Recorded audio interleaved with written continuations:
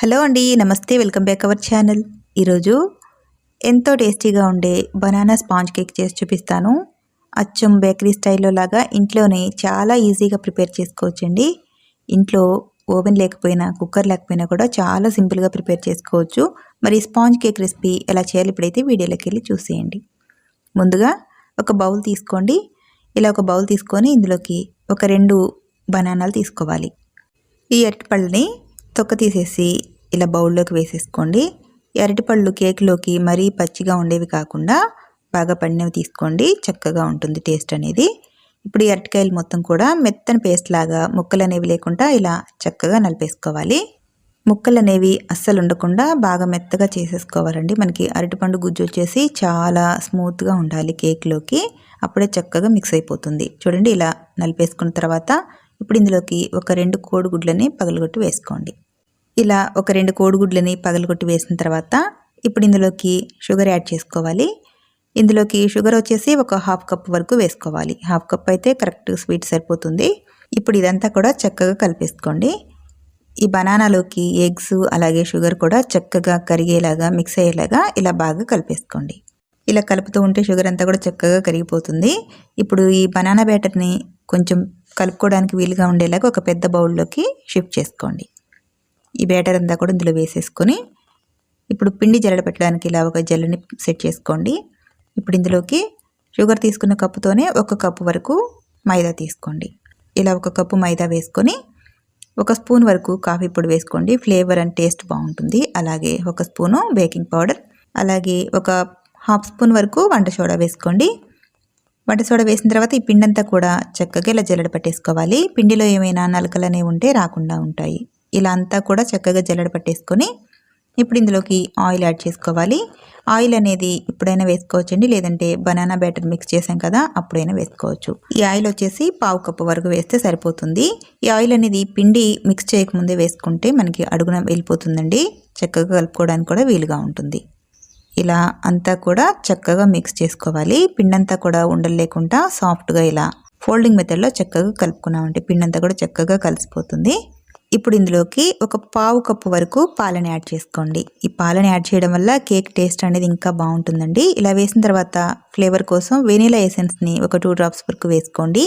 Vanilla essence లేకపోతే ఇలాచీ పౌడర్ని వేసేసుకోవచ్చు. ఇలా వేసిన తర్వాత ఈ పిండంతా కూడా చక్కగా ఇలా ఫోల్డింగ్ మెథడ్లో చక్కగా మిక్స్ చేసుకోవాలి. పాలను వేసేటప్పుడు జాగ్రత్తగా చూసి వేసుకోండి. మరీ ఎక్కువగా ఒకేసారి వేసారంటే కేక్ బ్యాటర్ వచ్చేసి బాగా లూజ్ అయిపోతుంది. మనకి కేక్ అంతా ఫ్లఫీగా రాదు. చూడండి, కేక్ బ్యాటర్ వచ్చేసి ఇలా రిబ్బన్ ఫోల్డింగ్ కన్సిస్టెన్సీలో ఉంటే మనకి కేక్ అనేది చక్కగా ఫ్లఫీగా వస్తుంది. ఇప్పుడు ఈ కేక్ బ్యాటర్ని ఒక మౌల్డ్లోకి వేసేసుకోండి. ఇలా కేక్ ట్రే ఒకటి తీసుకొని కింద ట్రేస్ పేపర్ని అడ్జస్ట్ చేసుకోండి. ఆ తర్వాత ఈ కేక్ బ్యాటర్ అంతా కూడా ఇలా చక్కగా ఈవెన్గా వేసేసుకోండి. ఇలా వేసిన తర్వాత ఇప్పుడు దీనిపైన లైట్గా కాఫీ పొడిని నేను వేస్తున్నానండి. పైన చూడడానికి చక్కగా కలరు అలాగే ఫ్లేవర్ కూడా చక్కగా బాగుంటుంది కుక్ అయిన తర్వాత. అలాగే తెల్ల నువ్వుల్ని ఇలా లైట్గా డెకరేట్ చేస్తున్నాను. ఇవి మీకు అవసరం లేదనుకుంటే స్కిప్ చేసేయచ్చు. నేను చూడడానికి లుక్ బాగుంటుందనేసి ఇలా కాఫీ పొడి అలాగే నువ్వులను వేసాను. ఇప్పుడు ఇది పక్కన పెట్టేసుకోండి. ఇప్పుడు స్టవ్ ఆన్ చేసి ఇలా ఇంట్లో ఉన్న ఇలా ఒక కళాయిని తీసుకొని స్టవ్ మీద పెట్టేసి ఇందులోకి 1 కప్పు వరకు సాల్ట్ని అడ్జస్ట్ చేసుకోండి. ఇలా సాల్ట్ వేసి మొత్తం కూడా స్ప్రెడ్ చేసిన తర్వాత ఇలా ఒక చిన్న స్టాండ్ కానీ లేదంటే ఏదైనా బాక్స్ మూత కానీ సెట్ చేసుకొని మూత పెట్టి ఒక 5 నిమిషాల వరకు హీట్ చేసుకోవాలి.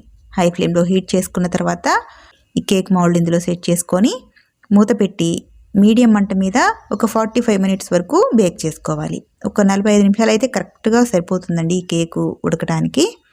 చూడండి, 45 మినిట్స్ తర్వాత మీకు స్టవ్ ఆఫ్ చేసి చూపిస్తున్నాను. అంతా కూడా చక్కగా ఈవెన్గా వచ్చేసింది.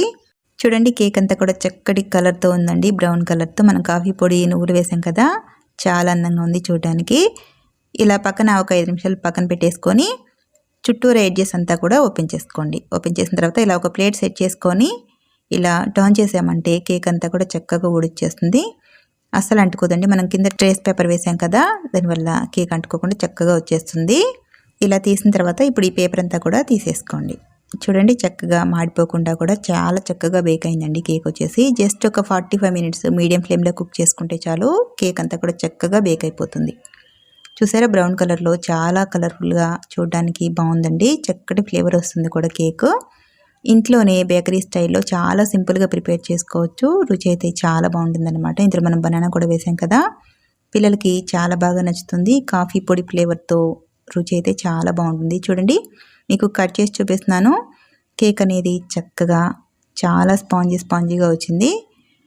చాలా సింపుల్గా ఇంట్లోనే బేకరీ స్టైల్లో, బేకరీలో కొనకుండా ఇంట్లోనే ప్రిపేర్ చేసుకోవచ్చండి. ఇంట్లో ఉన్న ఇంగ్రీడియంట్స్తో ఎంతో టేస్టీగా, మరింత ఫ్లఫీగా చక్కటి బనానా కేక్ రెడీ అయిపోయింది. చూసారా ఎంత కలర్ఫుల్గా, సాఫ్ట్గా, స్పాంజ్గా కనిపిస్తుంది. చూడండి ఎంత ఫ్లఫీగా వచ్చిందో. ఈ కేక్లోకి బనానా అలాగే కాఫీ పొడి యూస్ చేసాం కదా, చక్కటి ఫ్లేవర్తో టేస్ట్ అయితే చాలా బాగుంటుందండి. పిల్లలకైతే చాలా బాగా నచ్చుతుంది. క్రీమ్స్ అవి లేకుండా ఇలా హెల్తీగా ఇంట్లో బేకరీ స్టైల్లో ప్రిపేర్ చేసుకొని పిల్లలకి పెట్టండి, చాలా ఇష్టంగా తింటారు. మరి ఈ వీడియో నచ్చితే మీరు కూడా ఈ ప్రాసెస్లో ఈ బనానా స్పాంజ్ కేక్ రెసిపీని ట్రై చేసి ఈ రెసిపీ ఎలా వచ్చిందో కామెంట్ రూపంలో తెలియజేయండి. ఈ వీడియో నచ్చితే ప్లీజ్ ఒక లైక్ చేసి ఈ వీడియోని మరికొంతమందికి షేర్ చేయండి. అలాగే subscribe to my YouTube channel. Thank you for watching.